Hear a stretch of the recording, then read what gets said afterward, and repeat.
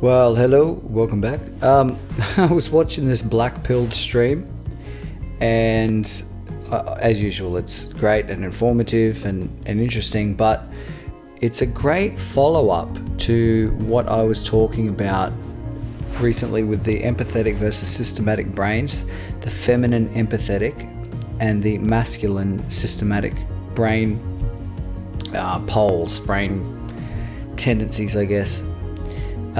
So have a look at this clip, and it's this young man, and he's embraced Nazism and said the Holocaust isn't real and all that sort of stuff.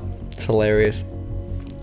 But let's just have a look at him first. I want you to look at the way he delivers what he says, the amount of expression in his face. I just want you to take in his whole character. A lot of people do believe in it, but then other people don't. Sorry, I just got to find it. Wild. I mean, I can't even believe. The boomer is just speechless. All right. So it's this kid's son. This guy's son. I've had a glass of wine. Sorry for my sorry for my slurring. Anyway, check out this kid. He's hilarious.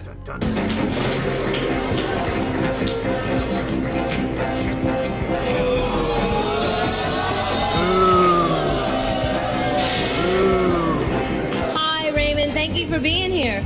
Why do you hate Jewish people? I hate Jewish people because Jewish people are for the genocide of white people by race mixing and racial treason. Wait, so all Jewish people are for the... So, look, the first thing I want to say, that's what we'd call now is a bit of a spurg. You're just blurting out information with no care or finesse as to the emotional impact that information will have on people. Now, this has actually got a point. Like, I am slurring a little bit and I've had a glass of wine, but this is actually important. This is really important. That's why I'm bothering to pull out this example. Look at the way this kid talks, the way he conveys information. Genocide? Their religion itself calls all Gentiles cattle, which that means that I am cattle to them, and they call us goyim and such stuff like that. Right, so even the way he doesn't even attempt to lead the audience down the garden path, so to speak, to the conclusion. He just goes straight to the conclusion. He's conveying information. Even look how animated is his face, how animated is his body language. Not Devon. Stop. That's just But I'll tell you So right wait, now, do you consider yourself to be a skinhead? Yeah, I am a skinhead. You are? Yeah. So, if you look, like, once again, look up this clip anyway on its own, because I can't scroll through it very well, but his face is not overly animated. His body language is not overly animated. Think of him like a robot. He's not putting a lot of emotional energy. He is conveying information.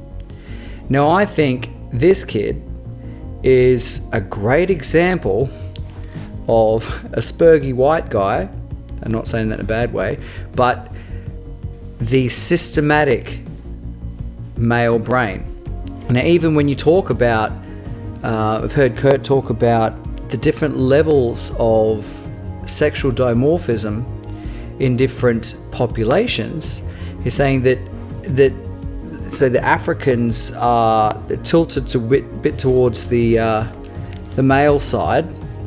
The Asians are tilted a little bit towards the feminine neotenic side, but also to the Middle Eastern Semitic, cognitively feminine. But the thing about Europeans is that we're quite dimorphic. There's a big difference between our feminine and masculine. Basically, our women are very feminine and our men are very masculine. Whereas it's different, say, with like the Africans, where both the feminine and masculine are tilted more towards the masculine side, and the Asian, where the males and females are both tilted towards the feminine side. With the Europeans, we are very dimorphic. The women are our women are very feminine and the men are very masculine. So there's quite a great divide in our population between the feminine empathetic and the male systematic. And I think this guy here is a great example of the very systematic brained European male. And you can see, is he putting much socialization? Is he putting a lot of social cues, social signaling in the way he talks? Is his face animated? Is he conveying with his face and his gestures and the way he speaks a lot of emotion? No, he's not. He's quite monotone. His face has expression, but it's definitely not very much, and he doesn't move his arms around a lot. And you see, ask him a question, gives you an answer. He might as well have walked out and said, Ricky Lee, whatever, could say, "What's 1 + 1?" And he goes, 2. He's conveying a conclusion, he's conveying information, he's just spitting out the information and probably not really understanding why it isn't being received so well. I think he's a great example of systematic brained white male. Oh my God. Yeah. So again, this is for the housewives. If your son... Kirks in the first place were Germans in the first place that died. Where do you get your facts, Raymond? It's in history. Kirks in the first place were... Nonprofit organization.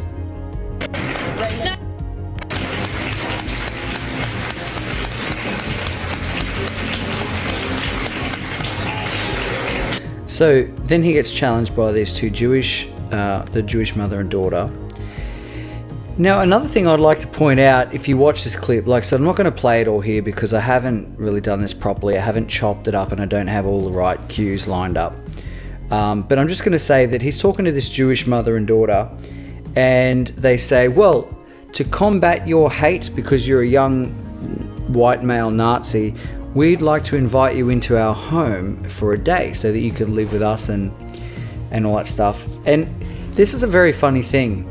A very funny thing I've seen a lot of people do is where it's the essence of hollow virtue signaling, and it's very feminine, where they offer some grandiose thing, like you're talking about refugees. Well, I will take refugees into my house. And then they will get the applause and social validation in the moment for saying that. But then you walk away even 30 seconds later and they're like, oh no, I'm not going to do that. No, I won't. They completely flip. There is no... I wonder, have you ever seen people do that? Where they say something grandiose and, oh, I'll do this, I'll do that. But then they really don't, and they probably never had any intention of doing that at all. Because the purpose of saying that at the time was to get the social validation and the social signaling points at the time. Now, I think that to have a code of honor where you say, I said this, I used the word I will or I promise, therefore I have to do that, I think even that is an example of a systematic thinking, but feminine brained people, they don't really have that consistency, because I think what it comes down to is much like in a sort of a female way. Well, it's true because they feel like it's true in the moment. Because what I'm trying to say is that they then turn around later and they say, actually, no, we don't want this neo-Nazi to come into our house. So it was a completely hollow offer. It was completely bullshit. But I've seen this with a lot of people where they go, oh, I will do this, I will do that. And in the moment, they're just feeling good in the moment. But then I think a more like systematic, autistic brained person goes, well, I said I would do this and I have to do that.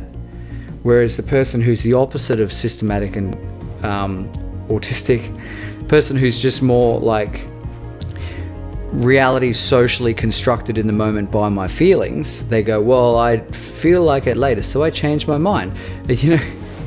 So they say about women, well, they reserve the right to change their mind. That's because their emotions change and their minds change with their emotions from moment to moment. Whereas the systematic male brain, I think, has to be more consistent and maybe that ties into, white male honor. where, no, I said I would do this, I'm bound by my word, I'm going to do that. So that's interesting that this Jewish family say, well, we're going to take you in. We're going to take you in, and then it really amounts to nothing, because in true feminine fashion, well, they just changed their mind. And so he goes to this Holocaust museum too. It's another interesting point. He goes to this Holocaust museum, and so they essentially try to brainwash him out of his thing. But let's just have a bit more of a look. When it came down to, a lot of things I wanted to know, it couldn't give me answers for it. I saw... Okay, things I wanted to know couldn't give me answers for it. And here is the crux of what's going on here. This kid, as I'm saying, I'm putting forward this theory that he is highly systematically brained. And to him, he seems to have gone, well, it's like a formula. It's like 1 + 1 = 2. So I'm looking at the 2. I can see the 2 things in front of my face with my own 2 eyes, and it doesn't matter how much you try and shame me, it's 2. He's working off information. And so they say, well, go to this Holocaust museum and you will be emotionally shamed and berated, and you will be just emotionally pressured. It's trying to emotionally manipulate him into changing his opinion. But because he seems to me to be highly systematically brained, he just goes, I didn't get the information that I wanted. And he even just spurgs out to the point, they say, well, don't you feel bad about all these Jewish people? And he said, well, no, because they're parasites, so why would I care about that? They don't like me, I don't like them, so why would it bother me if they go through something? I'm like, okay. So what I'm trying to say is he seems to have very little care or ability to understand how he's being emotionally taken, and he's just conveying information. And even when they try to, quote, brainwash him out of his opinion, he goes, well, I didn't get the right information. It didn't seem like 1 + 1 no longer equaled 2. It equals 2, so I'm saying it equals 2. And I think it's just once again, it's a perfect example of this systematic brained white male approach. Well, that's the information, and that's the conclusion I have. And he doesn't try to sugarcoat it. He just blurts out the information he has, the conclusions that he has, like it's mathematics or something. And just to contrast, let's look at the way this lady, she was a psychologist or whatever, that went to the museum with him, the way she communicates and the way she responds by contrast to him. And there... Your humanity. Thank you for being here, and thank you for spending the day with Raymond. What did you learn from your experience? I took away something very different from the Holocaust Museum. I got a glimpse into the face of evil. Right, so just straight off the bat, you can see her nodding her face as she speaks, so her body language is reinforcing the social proof of what she's saying. She's got dramatic pauses, and she starts saying, I saw into the face of evil. Like, that's really extremely emotional language. Well, what do you think about 1 + 1 = 2? I saw into the depths of hell. Like, it's extremely emotive language straight out of the gate. And cruelty. And what? Oh, that's pretty funny how he's violining her. That's hilarious. What people could do to make other people suffer. And I also got a glimpse into something, Ricky, that unfortunately I've seen before, and that is, and everyone out here must listen to this, must, because we can't have a world filled with hate, because you know what happens? When you... Once again, his face doesn't change a whole lot. His head is straight on. He's not bobbing his head around like she is. He doesn't get extremely angry or sad or happy or anything. His facial expression doesn't change very much, and he's just sitting there. He, like I said, it's very systematic. He's very much the opposite of emotional. I think he's just a very highly systematic brained white guy. begin to hate, And when you rob, Whereas you look at her, she's got her little fist up, she's looking at people directly in the eye, she's pausing her language, she's scanning the room, she's imploring them with her body language and her tone of voice. people of their humanity, Their humanity evil is such loaded language. And once again, there's not much that you can systematically take out of what she's saying. It's not operational, it's not very even, she doesn't disambiguate anything. She talks in fluffy, vague, emotional language. you rob yourself of your humanity and your heart. And she's almost, tearing up. Rob yourself of your humanity. Like, she's emotional. She's an emotional communicator. He is a systematic communicator. Turns to stone, Ricky. And when it turns to stone, And he's just, even when he's unimpressed or whatever, he doesn't really move his face a lot. we can commit terrible cruelties. I have one hope here. I met this So even that pause, that stumbling, she's emotionally signaling. Her emotional signaling is off the charts. man, his father. This is a good man. So look, this is important because this here is a lesson in one of the big problems. It's a perfect demonstration of systematic white male blurting out spurgy, information and conclusions with no care about how he's being received. And by contrast, the emotionally manipulative woman here, who, she speaks in such vague terms that she doesn't disambiguate anything. She does no full accounting. She just says, people get hurt and we lose our humanity and blah blah blah, and it's bad, and I've seen into the depths of evil. So the problem though is, which strategy is working? Which strategy is dominant now, has won? I feel a lot like the kid here in just systematic. Like, I just wish you could say, look at this information.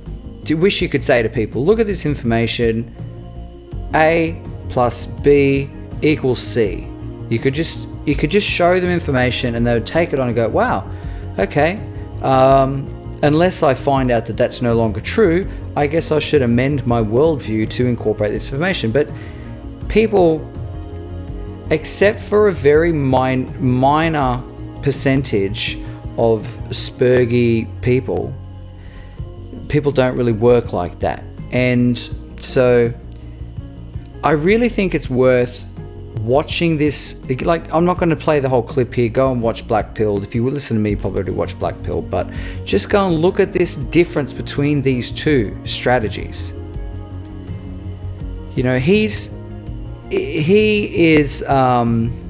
systematic thing has made him impervious to their attempt to brainwash him out of it. And Devin made a great point here, saying, look, they're accusing him of being ignorant, yet they try to and amenable to brainwashing, yet they try to brainwash him in their direction and it doesn't work. I'm like, yeah, well, that's because he's working off information, not social cues, not social pressure. He's not thinking with his emotions and forming his worldview based on his social surroundings. Whereas that's what female brains do.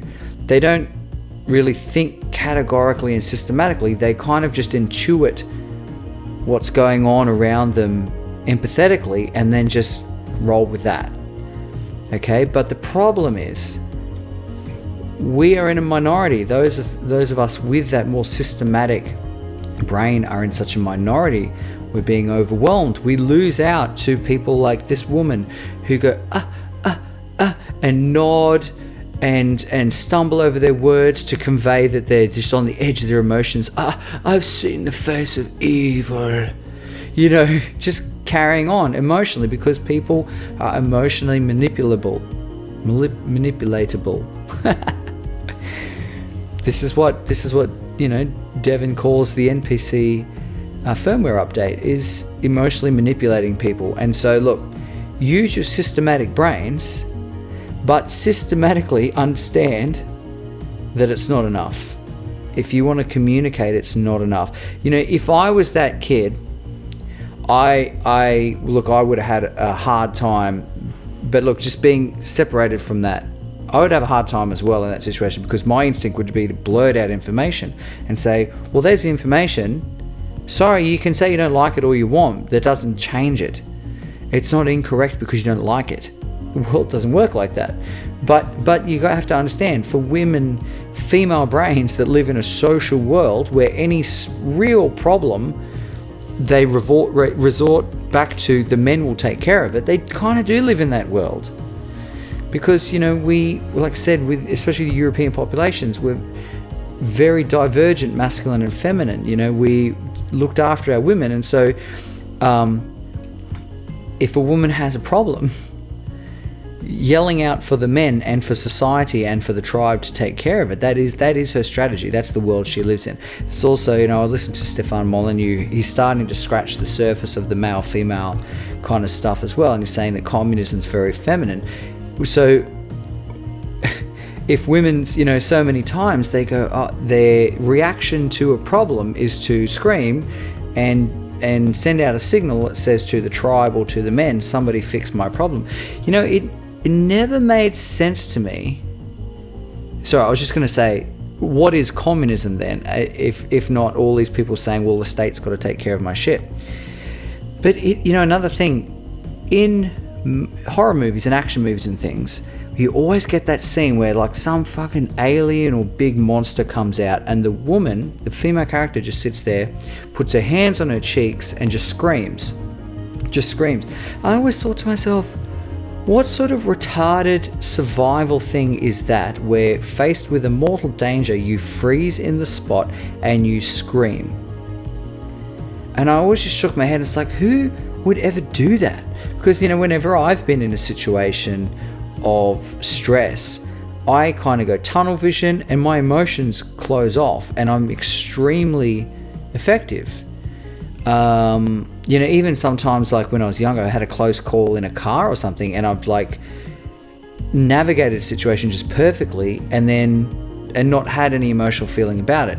But I'm thinking now, well, maybe that's because I'm a guy and a systematic brained guy. Whereas when a woman sees a problem or has some threat and she just freezes and screams, that is her relying on her strategy of the men will save me, or society or the tribe will save me. Anyway, that's just a thought that I've had recently. But you have to understand too, though, that so people don't work on the basis of just information. It's not the majority of people that will be faced with some emotionally laden situation and then be able to turn those emotions off. You have to lead people down a garden path. You have to tread carefully, and you have to really think about how to frame things so that it doesn't just fly in the face of the current morality. And if I was him, I think the stronger thing would be to say, look, he should have said very much like, I don't hate anyone, because for some reason, and I don't really understand it fully, I have some ideas, but saying you have hate, it's just this cardinal sin of women and feminine brained people. I don't quite understand why, but anyway, I think it's got to do with the fact that for them, like, a big no-no is they just don't do direct conflict, they do indirect conflict, and so they'll be stabbing you in the back while smiling at your face. Whereas if you actually are displaying hate, then you've kind of tipped over into this really dangerous, like, direct conflict zone, or it's got to be something like that, surely. But he should have said, I don't hate people, but their ideology is very hateful. He should have used hate in the opposite direction, and it probably would have been stronger to go on and talk about, maybe like double standards, or if he says read the Talmud, it's like, well, if you know the Talmud says this about blah blah blah, says this about the goyim and the cattle, and I think that's really hateful. And then try to pin them down on something like that, because then he's not going directly against the current morality, at least, you know. But what he does is just completely, he intuits reciprocity and goes, well, they hate me, so I hate them. He's intuiting the reciprocity of it, which once again is a result of systematic thinking. But look, I'll end it up, but this exchange is very, very important, because those of us who are systematically brained need to systematically understand that not everyone's like that, okay? And you really need to learn more about how to use emotion to get through to people. You have to understand your signaling. You have to understand the emotions. So please watch it and have a think of it, because once again, for me, between this young boy and the women that he's talking to, you're just seeing male systematic brain versus feminine empathetic brains. And, well, I will just say, which one is winning?